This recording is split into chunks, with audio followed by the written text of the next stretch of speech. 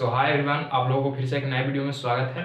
यदि आप हमारे चैनल पर नए हैं तो चैनल को सब्सक्राइब कर लीजिए और बेल आइकन को प्रेस कर लीजिए ताकि मेरा जितना भी नया वीडियो हो वो आप तक इजीली पहुंच जाए। चलिए, आज आप लोगों के लिए एक स्पेशल वीडियो है और इस वीडियो में हम आपको बताएंगे कि बिहार बोर्ड के एग्जाम में 5 अंक के प्रश्न मैथ में कहाँ से पूछा जाता है। ठीक है, क्योंकि 5 अंक ऐसे देखिए, प्रश्न बहुत सारा है। आप एनसीईआरटी का बुक हल कीजिए, केसी सिन्हा का बुक हल कीजिए, किसी भी चीज़ का आप बुक हल करिएगा तो उसमें आपको देखते हैं कि लॉन्ग क्वेश्चन कितना बनाना पड़ता है। और बोर्ड एग्जाम में, बिहार बोर्ड के एग्जाम में, क्लास 10th के एग्जाम में होता क्या है कि एक ही क्वेश्चन या उसी प्रकार का क्वेश्चन जो होता है रिपीटेड रहता है, यानी बार बार रिपीट करता है।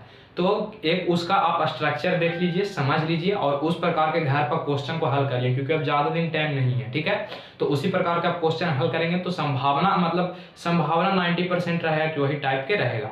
अब कहाँ कौन कौन चैप्टर से ज़्यादा पूछा जाता है 5 अंक में, वो आज हम आपको बताने वाला है। तो वीडियो में शुरू से अंत तक बने रहिए और चैनल को सब्सक्राइब भी कर लीजिए, दोस्तों में शेयर भी कर दीजिए।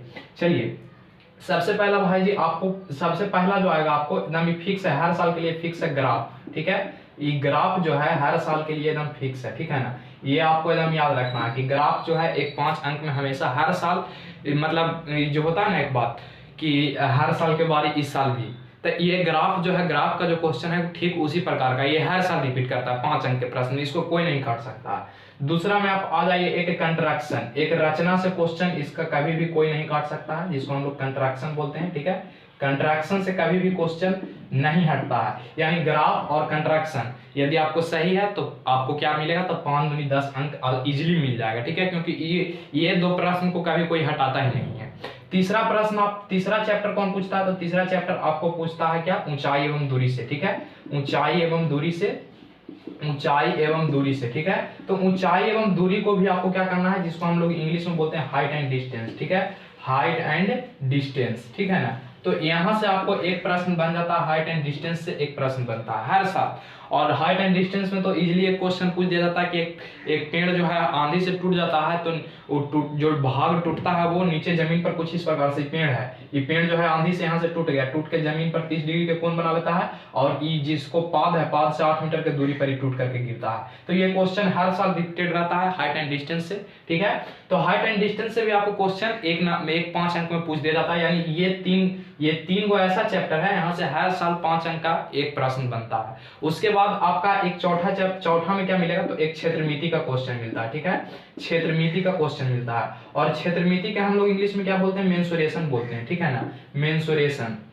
और मेंसुरेशन में भाई जी आपको एक क्वेश्चन यहाँ से हर साल मिलेगा, और मिलता क्या है, तो उसमें क्वेश्चन आता है कि एक गोला पर एक शंकु अध्यारोपित है। ठीक है, एक गोला पर एक शंकु अध्यारोपित है, तो इसका संपूर्ण पृष्ठीय क्षेत्रफल पूछता है। इस प्रकार के क्वेश्चन क्षेत्रमिति से आपको बनता है। यानी कि बाय द वे हम कह दें आपको यहाँ पे, तो क्या हुआ यहाँ पे आप ध्यान दीजिए, क्षेत्रमिति हो गया ग्राफ, रचना, हाइट एंड डिस्टेंस और क्षेत्रमिति। यहाँ से तो हर साल के लिए 5 अंक का प्रश्न बनना ही एकदम तय है। एक 5 अंक का प्रश्न आपको बनेगा पता है कहाँ से, जियोमेट्री से, जिसको हम लोग ज्यामिति बोलते हैं। ठीक है, ज्यामिति जिसको हम लोग बोलते हैं, ज्यामिति जिसको हम लोग इंग्लिश में जियोमेट्री बोलते हैं। ठीक है, तो जियोमेट्री से एक बनता है, और जियोमेट्री में तो आपको पता होगा कि कई वो थ्योरम पढ़ना है, वही थ्योरम में से एक रहता है।